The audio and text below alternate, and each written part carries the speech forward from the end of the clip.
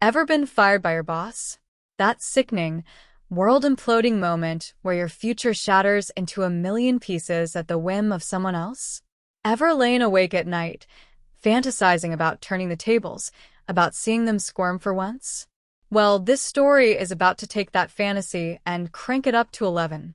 Prepare yourself, because what you're about to hear will redefine what you thought was possible. This isn't your typical fired and now I'm rich story. Oh no, it's far more satisfying than that. This is a tale of calculated revenge, yes, but also of unexpected redemption, and a deliciously ironic twist of fate that put a former employee, a young woman utterly humiliated and cast aside, into the ultimate driver's seat, literally holding the leash on her tormentor's ambition. Have you ever felt utterly powerless, like your boss held your entire life in their hands, relishing every moment of their control? This story is for you. It shows how one person, against all odds, flipped that script so dramatically, so completely, that her former boss had no choice but to acknowledge a new, terrifying reality. You absolutely won't believe what happened next.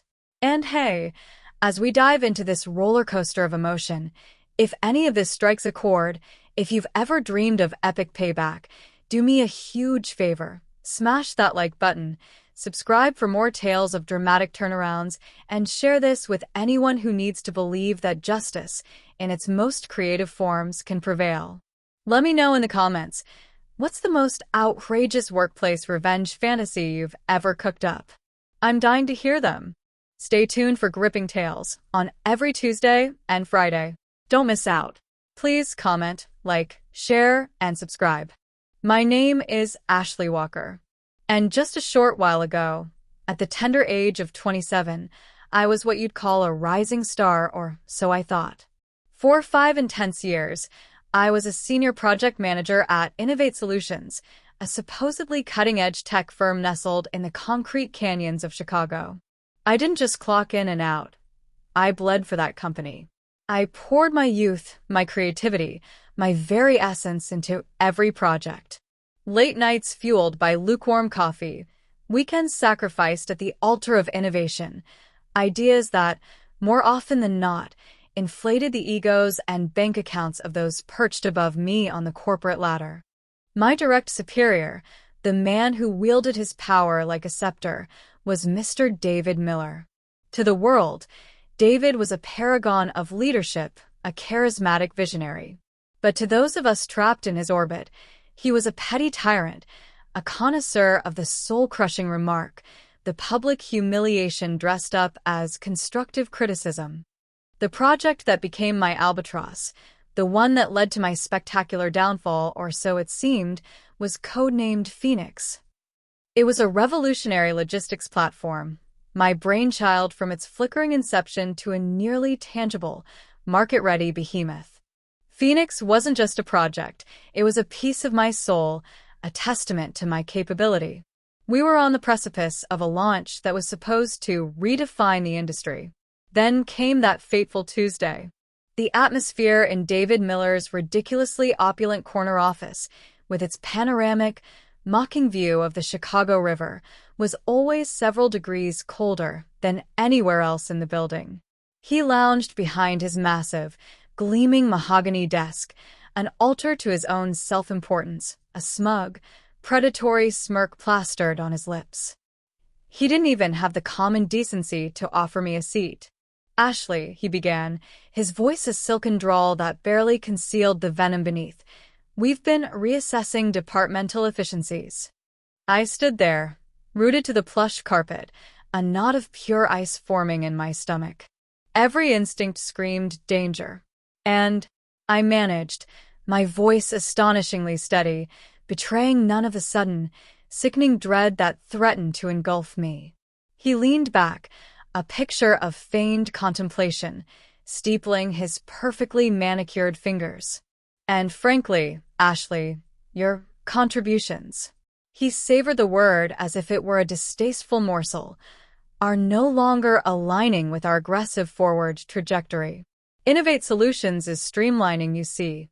We're shedding, let's call it unnecessary weight. Unnecessary weight? After 5 years of blood, sweat, and tears? After single-handedly dragging Phoenix from dream to reality? A scalding wave of rage, white-hot and blinding, surged through me. I clamped my jaw shut, forcing it down. Unnecessary weight? David, Phoenix is poised to capture an unprecedented market share. It's my design, my team that brought it this far.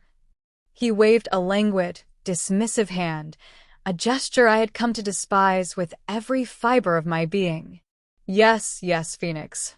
A commendable little effort for a while. But we require fresher perspectives now, Ashley. Younger, more dynamic minds. The insinuation was clear, a deliberate, cutting insult to my youth and perceived inexperience, even as he sought someone younger. Frankly, he continued, his eyes glinting with malicious satisfaction, the project has stagnated under your particular brand of stewardship. We're bringing in someone with a killer instinct to actually drive it across the finish line. Someone who isn't afraid to make the tough calls. The insult, so brazen, so professionally eviscerating, landed like a punch to the solar plexus. Stagnated? We are weeks from launch. I've given everything to this project, to this company.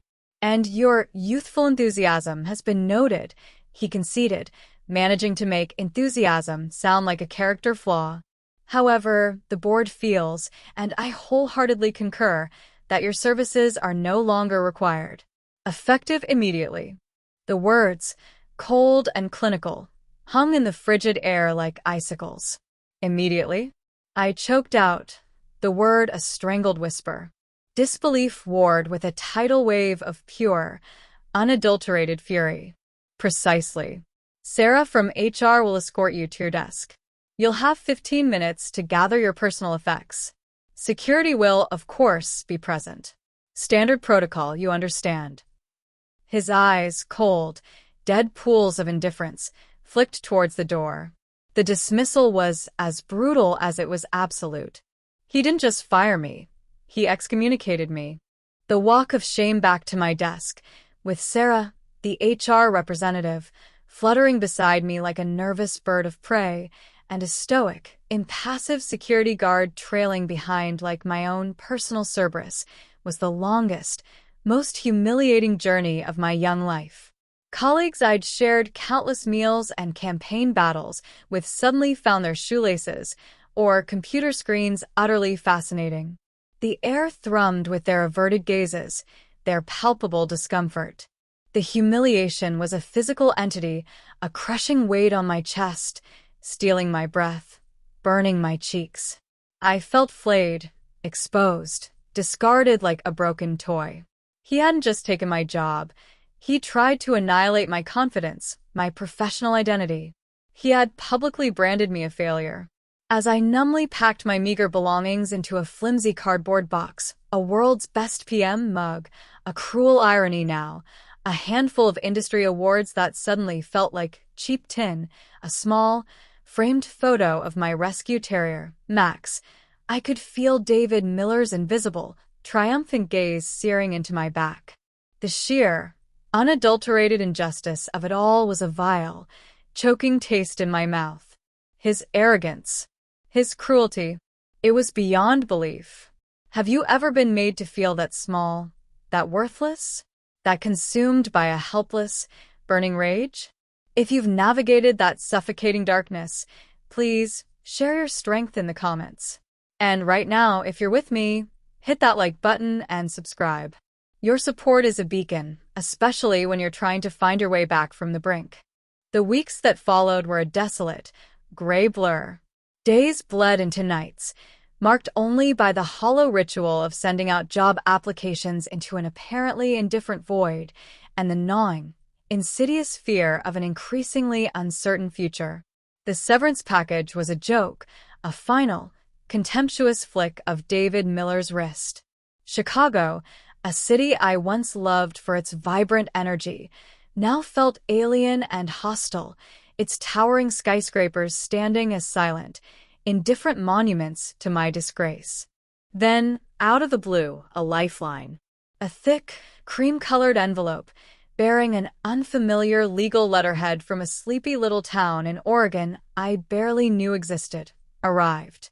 My great-aunt Mildred, a somewhat eccentric and fiercely independent woman I'd met only a handful of times during childhood summers, had passed away.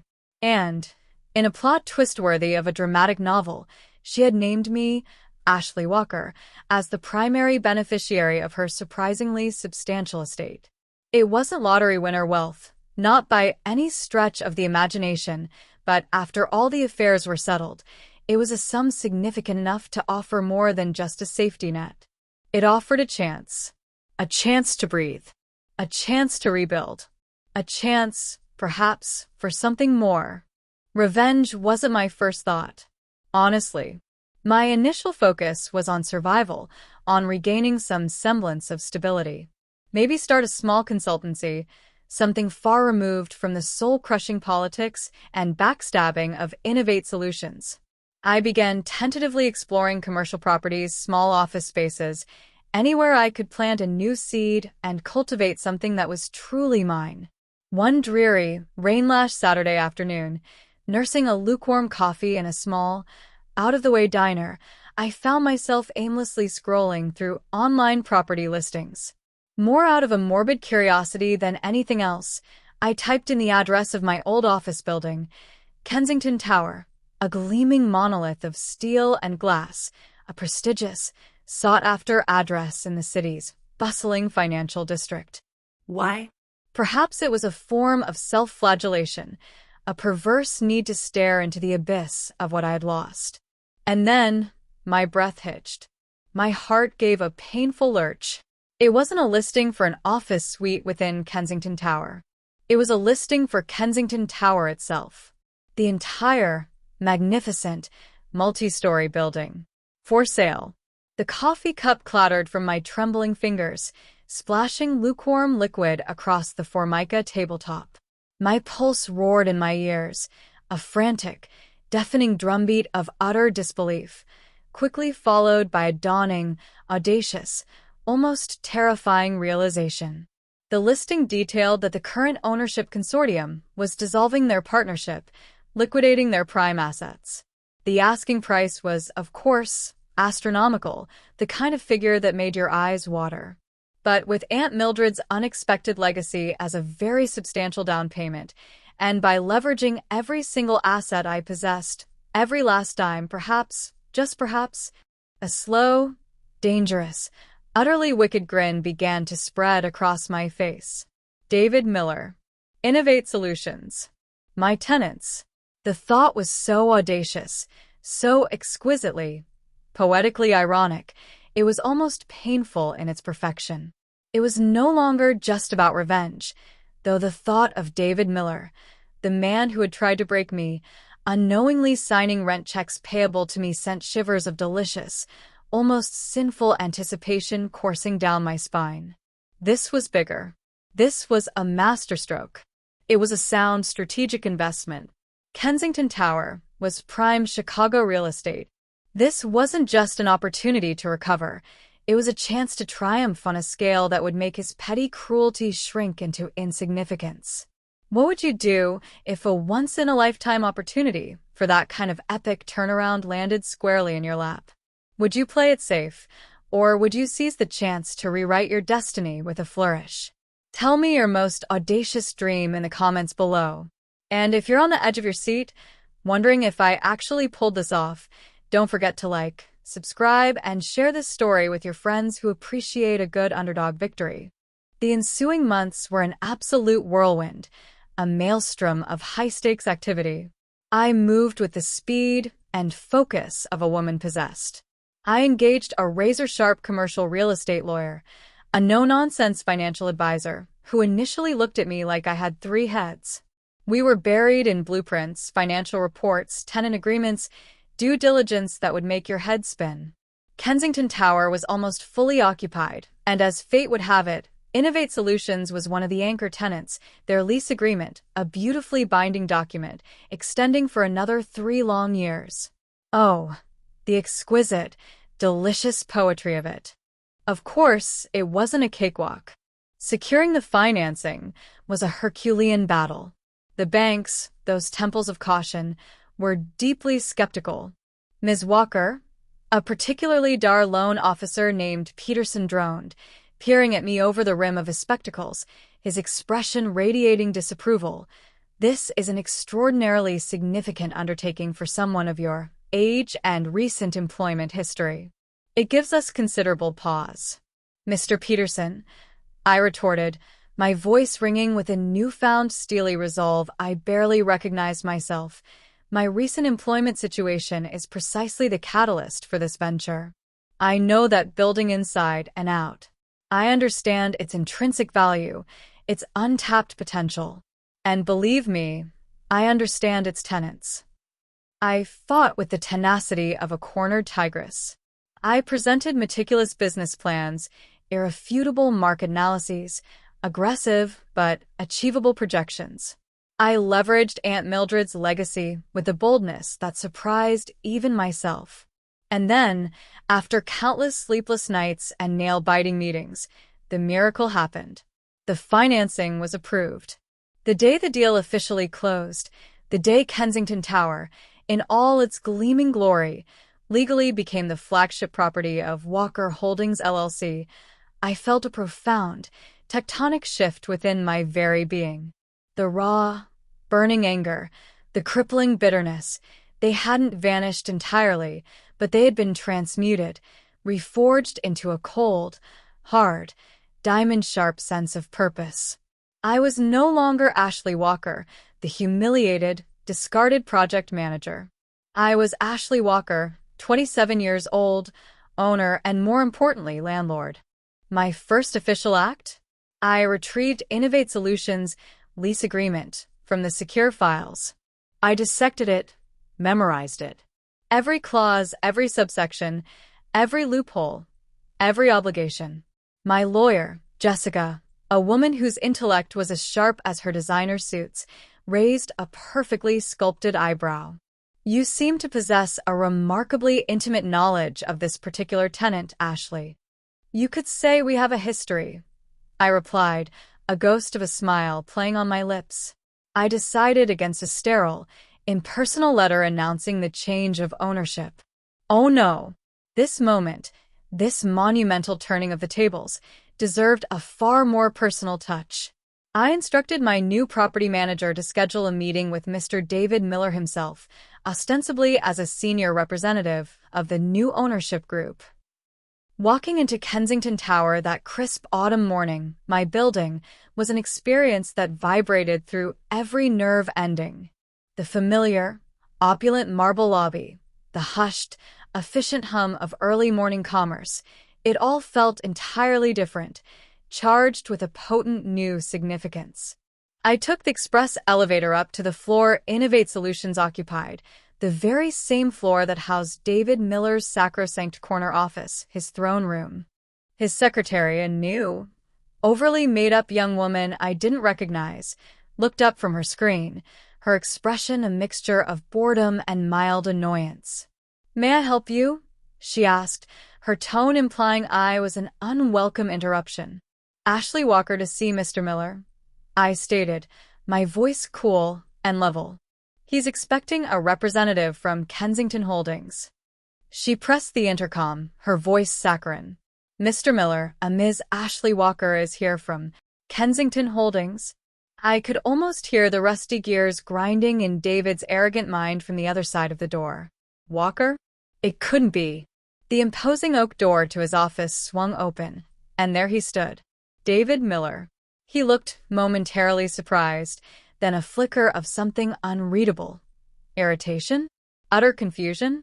Washed across his usually impeccably controlled features. "Walker," he barked, his voice laced with its customary condescension, though now tinged with an undeniable note of bewilderment. He scanned me up and down, a dismissive sneer forming. "What in God's name are you doing here?" Finally crawled back to beg for your old job? I told you, Ashley, that ship has sailed, crashed, and burned. We're already light years ahead of where your limited vision left us. The sheer, unadulterated, unrepentant arrogance of the man. It was almost breathtaking. He hadn't changed one iota. I allowed myself a small, deliberate, almost imperceptible smile. Actually, David, I began, my voice a silken purr of controlled power, savoring each and every syllable. I'm not here about a job. I'm here to discuss your company's tenancy. He frowned, a deep, unattractive furrow appearing between his perfectly tweezed eyebrows. My tenancy? What utter nonsense are you babbling about now, Walker? If the new owners have some issue, they can damn well speak to me directly, not send, well, quite frankly, you. The insult was reflexive, automatic. This was it. The moment of reckoning. The culmination of months of relentless planning, of resurrected hope, of a meticulously plotted and richly deserved revenge. Oh, but they're speaking to you directly, David, I said, taking a confident step further into his opulent domain, my domain now in a very real sense. I let my gaze drift pointedly around the room, lingering for a moment on the panoramic city view, the ridiculously expensive, tasteless artwork. You see, David, there's been a significant change in the ownership structure of Kensington Tower. As of precisely 9 a.m. last Monday, I, Ashley Walker, became the sole proprietor of Walker Holdings LLC, the entity that now owns this building.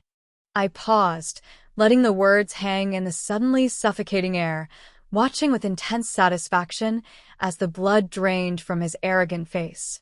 So, in essence, Mr. Miller, I leaned forward slightly, my voice dropping to a conspiratorial whisper, I'm your new landlord. The silence that followed was thick, heavy, electrifying. David Miller's jaw, quite literally, slackened. His eyes, usually so cold and calculating, were wide, bulging with stunned, horrified disbelief. He sputtered, a series of choked, incoherent sounds escaping his lips before he finally managed to form words. You? This is a joke. An absurd, preposterous, utterly unfunny joke, Walker. Security. Get her out of my office. Get her out of my building. I held up a perfectly calm hand. Save your breath, David. It's no joke, I assure you. The paperwork is all impeccably legal, ironclad, and deeply binding.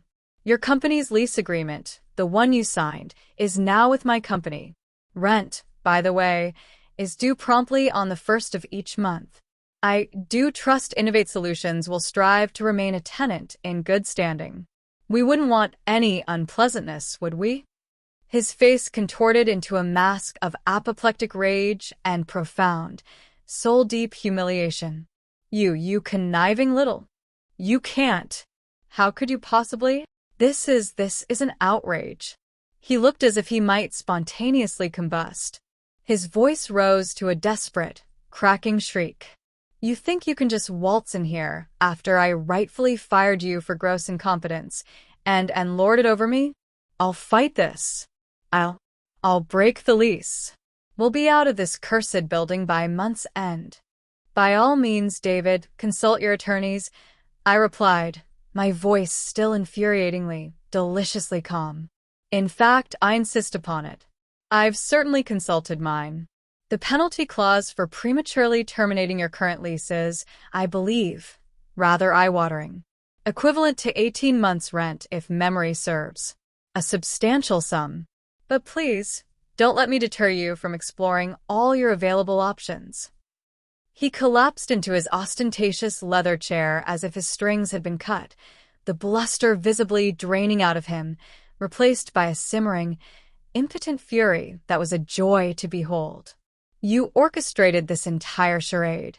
This whole elaborate, twisted scheme, it's nothing but a pathetic attempt at revenge, isn't it, Walker? He hissed, his voice trembling. Let's just say, David, I replied, allowing a wider, more genuine smile to finally grace my lips, that life has a remarkably ironic way of rebalancing the scales. I simply recognized an outstanding investment opportunity and had the courage to seize it. Any personal gratification derived from this particular transaction is purely a coincidental, though not entirely unwelcome, bonus. The air in the office crackled with unspoken history, with years of his casual cruelty and my silent resentment. He knew, and I knew that he knew. This was far more than a business transaction. This was justice. Poetic, beautiful, and served ice cold. Can you even begin to imagine the sheer, unadulterated shock on his arrogant face? The delicious, palpable shift in power? If this moment of ultimate, satisfying victory gives you even a fraction of the thrill it gave me, smash that like button right now. And please, subscribe and share this story far and wide. Let me know in the comments, what's the most incredible gotcha moment you've ever witnessed or dreamed of engineering? The dynamic didn't just shift that day, it underwent a seismic, irreversible transformation.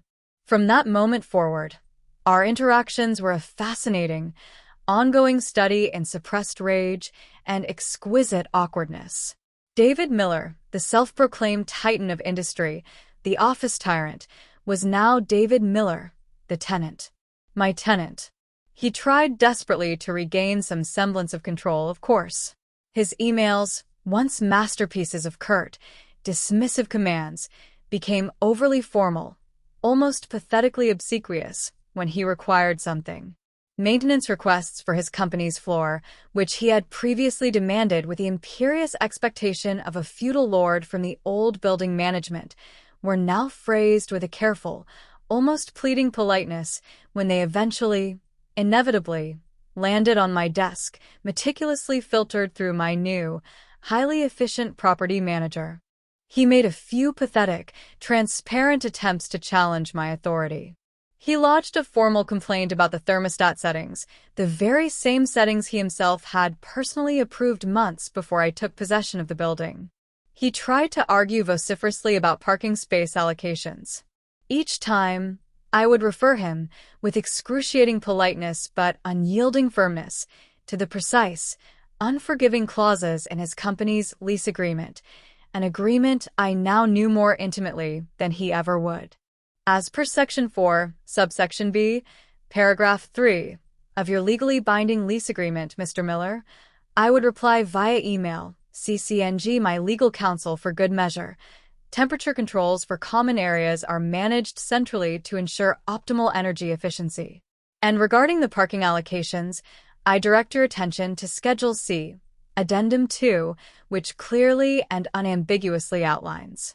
It was a masterclass in professional, passive-aggressive dominance, and it was frankly beautiful to execute. The sheer, unadulterated awkwardness of him, David Miller, having to defer to me, the young woman he had so casually, so cruelly, attempted to destroy, was a daily, invigorating tonic. I wasn't a malicious landlord. That was crucial. I maintained Kensington Tower to impeccable standards. I was fair, unfailingly professional, and I operated strictly by the book. But, and this was the delicious part, I also didn't grant Innovate Solutions a single, solitary special favor. They were just another tenant, subject to the exact same rules, regulations, and penalties as everyone else in my building. And that, I came to realize, galled David Miller more than any overt act of revenge ever could. He was no longer special. He was just average. I learned an immense amount during that period. I learned about the intricacies of commercial property management, the subtle art of financial leverage, the delicate, often brutal dance of power. But more importantly, I learned about myself. The initial, white-hot, all-consuming desire for revenge began to gradually cool, tempered by the daily realities of running a major enterprise. It was replaced by a quieter, more profound sense of satisfaction, of a monumental job well done, of a grievous wrong spectacularly righted. I realized the true power wasn't just in making him squirm, as enjoyable as that undeniably was in the beginning. It was in my own burgeoning success, my own unshakable resilience. I observed significant changes in David Miller, too, from my new vantage point. The arrogant bluster, his default setting, began to noticeably fade, replaced by a weary, palpable stress that seemed to age him before my very eyes. His company, Innovate Solutions, I heard through the building grapevine and from my property manager, who dealt with their increasingly fraught and occasionally delayed rent payments, wasn't performing nearly as well as he'd arrogantly projected. The fresh, dynamic minds he'd boasted about bringing in were apparently struggling to navigate the complexities of the Phoenix project without the foundational architecture and strategic vision I had painstakingly put in place. It seemed my unnecessary weight and limited vision had been rather critical after all. He started looking older, his expensive suits appearing ill-fitting on his increasingly stooped frame. The dark circles under his eyes told their own story. There was one particularly memorable incident that stands out. A major water pipe burst on Innovate Solutions' floor over a long holiday weekend. The water damage was extensive, catastrophic. My property manager called me in a panic, and I drove down to the building myself, bracing for the inevitable confrontation. David Miller was already there, looking wild-eyed and frantic, his usually immaculate silver hair disheveled, barking incoherent orders at a handful of his shell-shocked available staff. He saw me enter, and for a fleeting moment, the old, familiar arrogance flared in his eyes. "Walker, your damned building is falling apart at the seams. This is an unmitigated disaster. I'll sue you for every penny you're worth, for damages, for business interruption, for everything." I just looked at him, my expression calm, unruffled.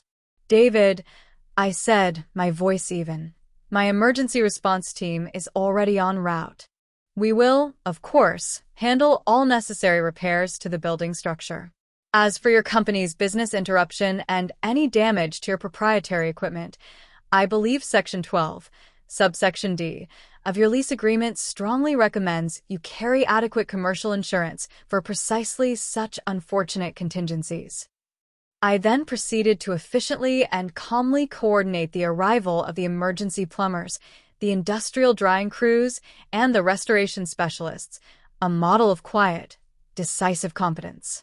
He just stood there, amidst the dripping chaos, watching me, looking utterly, comprehensively defeated. He knew, with a certainty that must have been galling, that he had absolutely no leverage. He actually muttered, his voice hoarse, a grudging, "Right. Yes." Insurance. Later that day, after the immediate crisis had been contained and the cleanup operation was well underway, he approached me, looking humbled, almost diminished.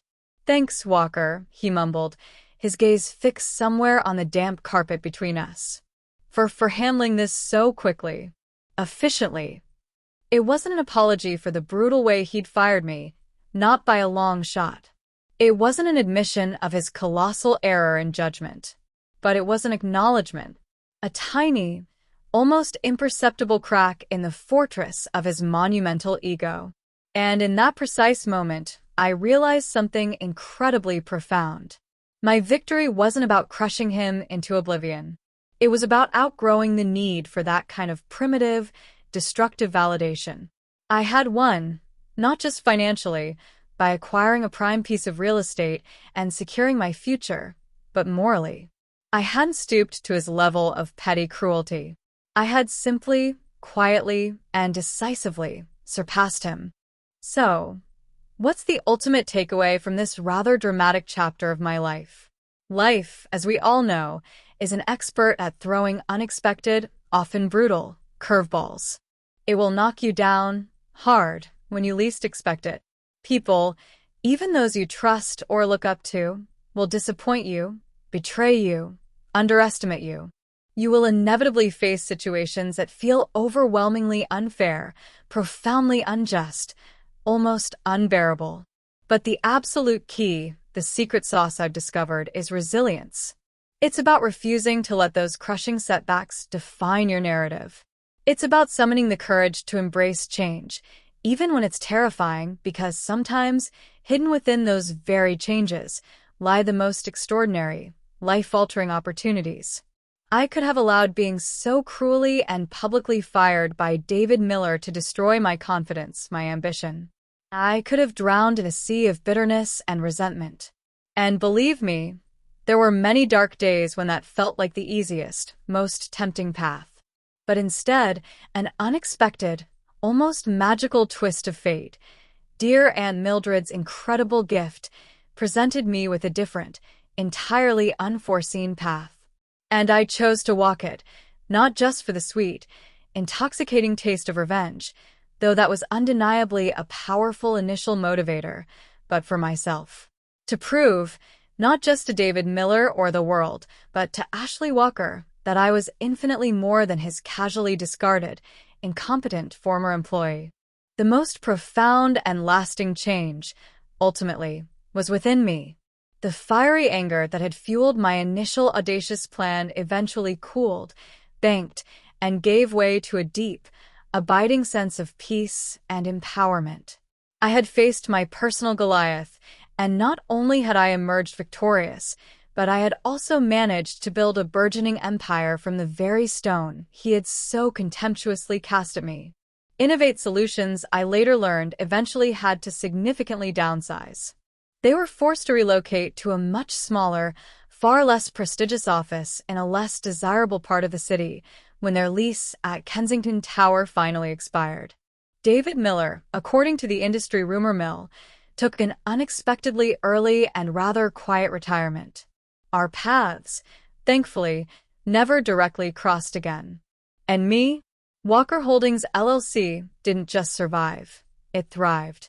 Kensington Tower was merely the cornerstone. I discovered a passion and a talent for navigating the complex, exhilarating world of commercial real estate, for building something tangible, something lasting. The entire experience taught me that true, enduring power isn't about dominating or diminishing others. It's about mastering yourself, about cultivating the strength and vision to transform adversity into unparalleled advantage. If you're navigating a particularly challenging period in your life right now, if you feel like the walls are closing in and the world is resolutely against you, please remember this story. Keep your eyes peeled for those unexpected openings, those disguised opportunities. Don't ever be afraid to take a calculated risk, to bet on yourself. And never, ever, under any circumstances, allow anyone else to define your worth or dictate your potential. Stay positive, nurture your resilience, and be ready, always, to embrace the unpredictable, often chaotic, nature of life.